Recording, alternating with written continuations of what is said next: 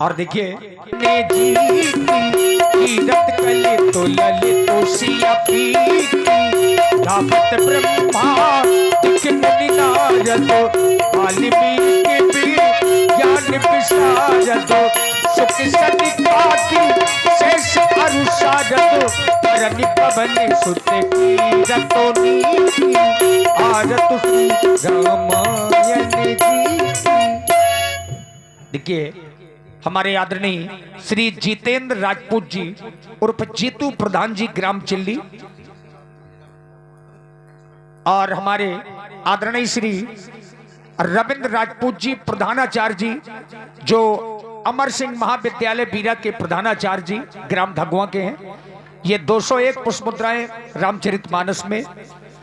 और देखिए हमारे साथ में पधारे हुए श्री जीतू प्रधान जी के श्री माता दीन राजपूत जी बसरिया, श्री जगदीश राजपूत जी पथनौड़ी, श्री हरिश्चंद्र मास्टर साहब, श्री सचिन भैया राठ और श्री मुरारी विश्वकर्मा जी राठ, आप सभी लोगों का हमारी समिति की ओर से हार्दिक अभिनंदन है।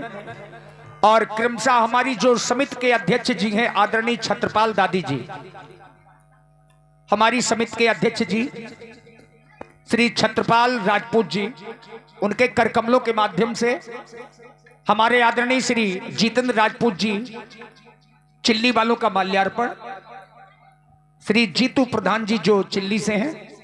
हाँ जी भाई एक बार तालियां जरूर बजा दीजिए आप लोग ये बात। और हमारे श्री राम सहोदर राजपूत जी अमून वाले जो कोषाध्यक्ष हैं, बहुत सुंदर, पुनः तालियां बजाइएगा। देखिए तालियों में कमी नहीं आनी चाहिए। और हमारे श्री संतोष भोला राजपूत जी, आपके द्वारा हमारे रविंद्र राजपूत जी प्रधानाचार्य जी का माल्यार्पण, श्री रविंद्र राजपूत जी प्रधानाचार्य जी अमर सिंह महाविद्यालय बीरा, अगर वो ना हो तो श्री अजय राजपूत जी, श्री बलबीर राजपूत जी, श्री बलबीर राजपूत जी, उनके द्वारा श्री जगदीश राजपूत जी पथनौड़ी वालों का माल्यार्पण, श्री अशोक राजपूत जी पूर्व पारिचित, श्री अशोक राजपूत जी, वो ना हो तो श्री राजेंद्र दादा राजपूत जी, श्री अशोक कोटेदार जी,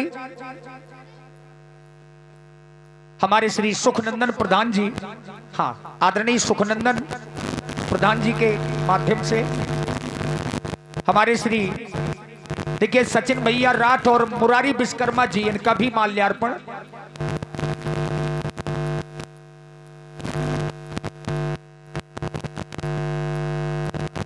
और देखिए अब हमारा अनुरोध अपने जो मुख्य अतिथि के रूप में हम आप सबका आशीर्वाद ग्रहण करने के लिए पधारे हुए आदरणीय श्री जितेंद्र राजपूत जी उर्फ जीतू प्रधान जी ग्राम चिल्ली, जो वर्तमान में अपने बीरा क्षेत्र से जिला पंचायत सदस्य पद के प्रबल उम्मीदवार हैं और दावेदार हैं। चूंकि इनके पास में देखिए अनुभव बहुत है, अब बहुत ही कम उम्र में इन्हें बड़ी जिम्मेदारी मिली हुई थी और बहुत अच्छे से निर्वहन किया है। आदरणीय श्री जितेंद्र राजपूत जी, उनसे अनुरोध है कि समाज आपको सुनने के लिए बेताब है। हम चाहेंगे कि अपने शब्द जरूर अपनी समाज के बीच में रखें। लीजिए हमारे आदरणीय मुख्य अतिथि जी के विचारों को आप लोग सुनेंगे। भैया जुकाम न करवा दो। हाँ बिल्कुल, वो बोलने वाले हैं, बढ़िया बोलते हैं। हाँ प्रधान जी बोलेंगे जरूर आप, चूंकि लोगों की इच्छा है। हाँ देखिए हमारे आदरणीय श्री जितेंद्र राजपूत जी उर्फ जीतू प्रधान जी ग्राम चिल्ली जो यहां पर पधारे हैं, मंच में है, आज की लीला के शुभारंभ करता है। अब आइए उनके मुखारबिंद से हम आप सबके बीच में वो उपस्थित हैं, तो सब लोग सुनने के लिए विशेष बेचैन हैं कि आदरणीय जीतू राजपूत जी प्रधान जी ग्राम चिल्ली, तो सब लोग थोड़ा सा शांत रहेंगे और ध्यान से सुनेंगे। बहुत धन्यवाद व्यास जी। बोलो सिया वाला रामचंद्र की। नाम इतनी बार बोल चुका है, बताने की आवश्यकता नहीं है। मुझे आशा है कि आप सब लोग परिचित हो गए होंगे। और ये करही गांव जो आजकल पूरे जिले में चर्चा का विषय बना हुआ है, ऐसे गांव में आना हम लोगों के लिए सौभाग्य की बात है। जहां इतने मेहनती और शानदार लोग रहते हैं, उस गांव में मुख्य अतिथि के रूप में आना या अतिथि के रूप में आना, ये अपने आप में बड़ा सम्मान की बात है। और इस सम्मान देने के लिए इस कमेटी को, कमेटी से जुड़े लोगों को, प्रत्यक्ष या अप्रत्यक्ष जुड़े लोगों को मैं बहुत धन्यवाद देता हूं। आप माताएं बहनें इतनी रात में रामलीला का मंचन देखने आई हैं, भगवान का जिसमें चरित्र दिखाई देता है।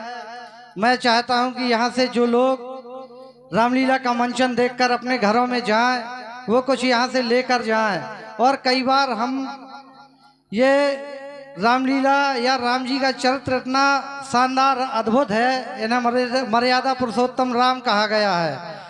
मतलब ये कि पति के रूप में हो, पिता के रूप में हो, पुत्र के रूप में हो, राजा के रूप में हो, किसी भी रूप में हो, या इससे जुड़े जो चरित्र हैं, चाहे वो सेवक का हो, राजा का हो, किसी का भी हो, बहुत अच्छा है। जैसे सेवक के रूप में भगवान, अब बहुत सबके विषय में बहुत चर्चा होती है। जैसे भगवान हनुमान, ये सेवक थे भगवान श्री राम के, और इन्होंने इतनी सेवकाई बिना निस्वार्थ की, और निस्वार्थ का मतलब ये है कि उन्होंने पूरे राम काज पे या राम नाम पे अति विश्वास किया, जिससे कि जहाँ तक भगवान श्री राम का नाम जाता है, वहाँ बिना हनुमान के हमारी रामायण में 7 कांड हैं, जिसमें 6 कांड तो भगवान की लीला के हैं और एक सुंदर कांड उनके दास का है, सेवक का है।